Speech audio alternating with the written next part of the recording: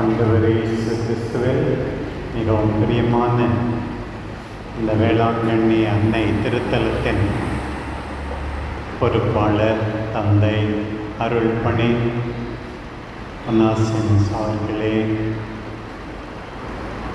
அன்பார்ந்த தந்தை சதீஷ் அவர்களே,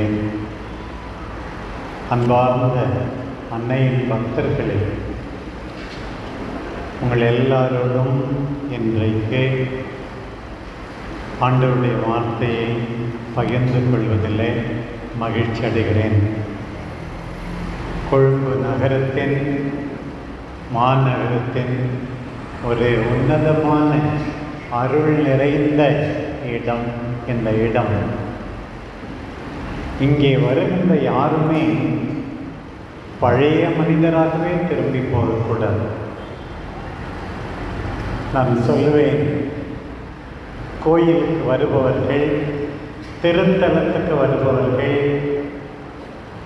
முற்றிலுமாக ஆண்டவருக்கு ஏற்ற விதத்தில் தங்கள் வாழ்க்கையை மாற்றி அமைத்துக் கொள்ள வேண்டும்.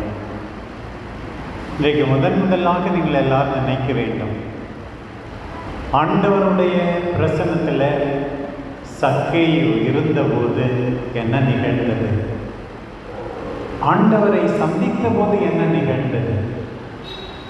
அதே போலத்தான் இன்றைக்கு உங்களுக்கும் நினைவுக்கு வர வேண்டும். சக்கேயுவை பற்றி என்னென்னவோ பேசிக்கிட்டாங்க. நான் திருடன், கொள்ளடிச்சவன், அநியாயமாக சொத்து சேர்த்தவன் என்றெல்லாம். ஆமாம், அவங்க சொல்வதில் உண்மை இருக்கிறது என்று உணர்ந்தார். உடனே சக்கேயு என்ன சொன்னான் ஆண்டவர் முன்னிலையில்? வழக்கமாக நம்ம பாவ சங்கீர்த்தனத்துக்கு போனால் குருவானவர் அவதார கட்டளை கொடுப்பார். இங்கே பாவியே அவதார கட்டளை கொடுத்து கொள்கிறார். என்னை பற்றி மக்கள் பேசுவது உண்மைதான். ஆண்டவரே, என் சொத்தில் பாதியை ஏழைகளுக்கு கொடுக்க போகிறேன். ஆண்டவரே, யாரையாவது ஏமாற்றி இருந்தால் 4 மடங்காக திரும்பி கொடுக்க போகிறேன். பாருங்க, இன்னைக்கு இந்த திருத்தலத்துக்கு வந்திருக்கிறீங்க. சேலம் ஆயர்களுக்கு ஆண்டவருடைய வார்த்தை எடுத்து சொல்லுகிறார். சண்டைக்காரியாக இருந்தேன், இனிமே சமாதானமாக இருக்க போகிறேன் என்று மாறி போனால் ஆண்டவருக்கு எவ்வளோ மகிழ்ச்சியாக இருக்கான். உள்ளபடியே இந்த வீட்டுக்கு மீட்பு உண்டாயிற்று என்று ஆண்டவர் சொல்லுவார். கருணையாக இருந்தேன், யாருக்கும் உதவி செய்யவில்லை, தாராளமாக இருக்க போகிறேன் என்று மாறி போனால் எவ்வளவு நன்றாக இருக்கும். ஆண்டவரை சந்தித்தவர்கள் மீண்டும் பழைய மனிதர்களாக இருக்கவே கூடாது. இல்லை என்றால் நாம் சந்திக்கவில்லை என்றுதான் அர்த்தம். உடம்பு மட்டும்தான் இங்கே இருந்திருக்கு, மனசு இல்லை, மனசு தொடப்படவில்லை என்று அர்த்தமாகிவிடும். பிரியமானவர்களே, இன்றைக்கு வாசிக்கப்பட்ட முதல் வாசகம் மிகவும் அருமையான ஒரு பகுதி. பாருங்கள், எரேமியா இறைவாக்கினரின் நூலிலிருந்து கடவுளையும் மனிதரையும் ஒப்பிட்டு பார்க்க பல்வேறு உருவகங்கள் விவிலியத்தில் இருக்கின்றன. நீங்கள் என் ஆடுகள், நானே உங்கள் ஆயன் என்று சொல்வதாக அடிக்கடி கேள்விப்பட்டிருக்கிறோம். அப்படி என்றால் என்ன? உங்கள் மீது எனக்கு அக்கறை உண்டு என்று கடவுள் சொல்வதாக. நீங்கள் என் மக்கள், நான் உங்கள் தந்தை, தந்தை பிள்ளைகள் என்றும் நாம் கேள்விப்பட்டிருக்கிறோம். ஓசே ஆகமத்தில் நான் உங்களை மணமுடித்திருக்கிறேன், நான் உங்கள் கணவர், நீங்கள் என்னுடைய மனைவி என்று சொல்வதாகவும் கேள்விப்பட்டிருக்கிறோம். யோவான் 15 நானே திராட்சை கொடி, நீங்கள் அதன் கிளைகள் என்று நாம் நெருக்கமாக ஒன்றித்திருக்க வேண்டியதை கேள்விப்பட்டிருக்கிறோம். இன்றைய நற்செய்தியை பாருங்கள். ஆண்டவர் எரேமியாவுக்கு என்ன சொல்கிறார் என்று, எழுந்து குயவன் வீட்டுக்கு போ என்று சொல்லுகிறார். நான் குயவன் வீட்டுக்கு போனேன். அவர் ஒரு சுழல் வட்டை கொண்டு வேலை செய்து கொண்டிருந்தார். குயவன் வந்து பானையை உருவாக்கி கொண்டிருக்கிறான், சட்டியை உருவாக்கி கொண்டிருக்கிறான். வேறு ஏதேதோ அழகான பாத்திரங்களை உருவாக்கி கொண்டிருக்கிறான். குயவர் தம் கையால் செய்த மண்கலம் சரியாக அமையாத போதெல்லாம் அவர் அதை தம் விருப்பப்படி வேறொரு வடிவமாக வடித்து கொண்டிருந்தார். அப்போது ஆண்டவர் எனக்கு அருளிய வாக்கு, இஸ்ராயேல் வீட்டாரே, இந்த குயவன் செய்வது போல நானும் உனக்கு செய்ய முடியாதா என்று கேட்கிறார். ஆரோக்கிய அன்னையின், வேளாங்கண்ணி தாயின் இந்த புனிதமான இடத்துக்கு வந்திருக்கிற என்னுடைய பாசமான சகோதர சகோதரிகளே, அன்பார்ந்த குழந்தைகளே, கடவுள் குயவன், நாம் தான் களிமண். ஆண்டவரே, என்னோட பொறுமை காத்திருந்தேன் அந்த குயவனை போல. ஆண்டவரே, உன் விருப்பப்படி என்னை எப்படி வேண்டுமானாலும் உருமாற்றும் ஆண்டவரே. என்னை கைவிட மாட்டீர் ஆண்டவரே. என்னுடைய வாழ்க்கையிலே பல முறை நான் குயவன் என்று, நீர் களிமண் என்று, நீர் என்னுடைய விருப்பத்தை நிறைவேற்ற வேண்டும் என்று நினைத்திருக்கிறேன் ஆண்டவரே. என்னை மன்னியும் ஆண்டவரே. நம்முடைய அன்பு தாய் அன்னை கன்னிமரியா முதலாக சொன்ன வார்த்தை என்ன? இதோ ஆண்டவருடைய அடிமை, உமது வார்த்தையின்படி எனக்கு ஆகட்டும்.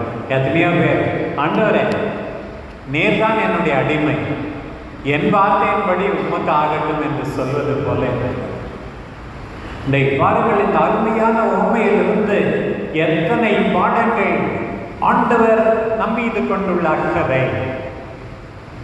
ஆண்டவரின் கையில் நாம் இருக்கிறோம் பாதுகாப்பாக என்ற உணர்வு, ஆண்டவர் நம்மை எப்படி வேண்டுமானாலும் உருமாற்றலாம் என்கின்ற உண்மை, எல்லாவற்றையும் நாம் கற்றுக்கொள்ள வேண்டும். பிரியமானவர்களே, ஆண்டவரே உன் விருப்பப்படி நாம் செய்வோம். பிரியமானவர்களே, கோயிலுக்கு வருவது எல்லாம் எதற்காக தெரியுமா? நாம் ஜெபிப்பதெல்லாம் எதற்காக தெரியுமா? ஒரு வேதத்தில் ஜெசமனி தோட்டத்த அனுபவம், ஆண்டவர் கற்றுக் கொடுத்த அந்த கர்த்தர் கற்பித்த ஜெபம் என்ன? கூடுமானால் இந்த துன்ப கலம் என்னை விட்டு அகலட்டும், ஆயினும் என்னுடைய விருப்பம் அன்று உம்முடைய விருப்பப்படியாகட்டா. இதுதான் ஜெபம். ஆண்டவரோடு நாம் பேசுவோம், ஆண்டவர் நம்மோடு பேசுவார். நிறைய பேர் ஆண்டவரோடு பேசுவதோடு நிறுத்தி விடுகிறார்கள். அந்த ஆண்டவர் நம்மோடு பேசுகிறார் என்பதை மறந்து விடுகிறார்கள். அன்றைக்கு பாருங்கள், ஜெசமனி தோட்டத்தில் என்ன நிகழ்ந்தது? மகன் தந்தையிடம் பேசுகிறார், வேண்டுகிறார், இந்த துன்ப கலம் என்னை விட்டு அகலட்டும். தந்தை மகனோடு பேசுகிறார், இந்த துன்ப கலத்தை நீ குடி என்கிறார். ஐயோ என்னால் முடியாதே எனும் போது சக்தி கொடுக்கிறார். லூக்கா நற்செய்திப்படி சமணசுகளை அனுப்பி, வான தூதர்களை அனுப்பி மகனை தேற்றுகிறார் கடவுள். மகன் சிலுவையை சுமக்கிறார். ஆண்டவரே, உமக்கு விருப்பமானால் என்னுடைய துன்பம் தீரட்டும், தீராவிட்டாலும் பரவாயில்லை, அதை தாங்கிக் கொள்ள உன் மகனுக்கு சக்தி அளித்தது போல எனக்கும் சக்தியை கொடு என்று நாம் கேட்க வேண்டும். ஆண்டவரே, நீர்தான் குயவன், நீர்தான் பாத்திரங்களை செய்பவர், நான் தான் வணையப்படுபவர், செய்யப்படுபவர். எவ்வளவு வேகமாக அந்த சுழல் வட்டி சுழந்து கொண்டிருந்தாலும் உம்முடைய கையில் இருக்கிற களிமண் கீழே விழுவதில்லை. ஆண்டவரே, உம்முடைய கரங்களிலே நான் பாதுகாப்பாக இருக்கிறேன், என் குடும்பம் பாதுகாப்பாக இருக்கும் என்று நான் சொல்லுவேன். பிரியமானவர்களே, இந்த நற்செய்தி பகுதி அந்த ஆண்டவருடைய பெருந்தன்மை, தாராளம். விண்ணரசு எப்படியாம்? இந்த மூன்றாவது உவமை என்ன சொல்லுகிறது? கடலில் வலை வீசுகிறான், நல்லவையும் கெட்டவையும் சேர்ந்து வருகிறதாம். கடைசியாக வல்லவர் நல்லவர் கெட்டவற்றை விரித்து தூக்கி எறிகிறாராம், நல்லவற்றை சேகரித்துக் கொள்கிறார்கள். ஆண்டவருடைய பொறுமையை சோதிக்காதீர்கள். ஆண்டவர் விட்டு வைத்திருக்கிறார் இன்னும் உங்களையும் என்னையும் இன்னும் கொஞ்ச நாள் இருக்க வேண்டும் என்று. ஆனால் தீர்ப்பு உண்டு. கெட்டவை ஒரு நாள் தூக்கி எறியப்படா, அதை மறந்துவிடுவோம். ஆண்டவரே, உமது கையில் நான் இருக்கிறேன். அன்பு தாய் அப்படித்தான் எங்களுக்கு கற்றுக் கொடுத்தார்கள். உம் கையில் எங்கள் குடும்பம் இருக்கிறது. எங்கள் விருப்பத்தை நீர் செய்ய வேண்டாம், உமது விருப்பத்தை நாங்கள் செய்வோம். எங்கள் அன்பு தாய் அன்னை கன்னிமரியா செய்தார்கள். உம் திருமகன் எங்கள் ஆண்டவர் இயேசு செய்தார். அதுதான் அவருடைய உணவு என்று சொன்னார். நானும் செய்ய வையும். உம்முடைய பொறுமையை நாங்கள் சோதிக்க கூடாது. மனம் மாற எங்களுக்கு வாய்ப்பளிக்கிறேன். இன்றைக்கே மனம் மாறுகிறேன். இன்னும் கொஞ்சம் மென்மையாகிறேன். மன்னிக்கிறேன். தாராளமாக இருக்கிறேன். இன்னும் கொஞ்சம் ஜெபிப்பேன். உம்மோடு பேசுவேன். நீர் பேசுவதை கேட்பேன். ஆண்டவரே, கெட்டவையை அள்ளி வந்த அந்த வலையில் இருந்து அவையெல்லாம் தூக்கி எறியப்பட்டது போல எனக்கு நேராமல் நான் என்னை பார்த்து கொள்ள வாய்ப்பளி. நல்ல மீனாக உம்மால் ஏற்றுக்கொள்ளப்பட எனக்கு வாய்ப்பு தாரும் என்று வேண்டுவோம். ஆமென்.